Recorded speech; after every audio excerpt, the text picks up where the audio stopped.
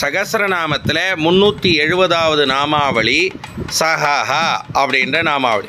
இந்த நாமாவளிக்கு ஆழ்வார், ஆச்சாரியர், பெரியோர் சொல்கிற விளக்கம் என்னென்னா, திருமகள் கேள்வனாக இருந்தாலும், அதாவது திருமகளுடைய கணவனாக இருந்தாலும், அவதாரத்தை கட்டுண்டு எளிமையாக காட்டியவர்.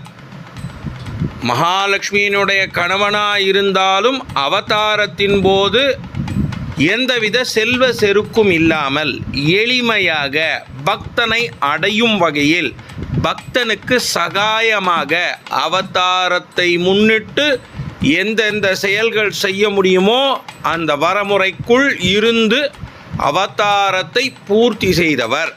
திருமகளுடைய கணவனாயிருந்த பொழுதும், செல்வத்துக்கு அதிபதியாயிருந்த பொழுதும் தனக்குண்டான மகிமைகளை காட்டியவர் சகஹா.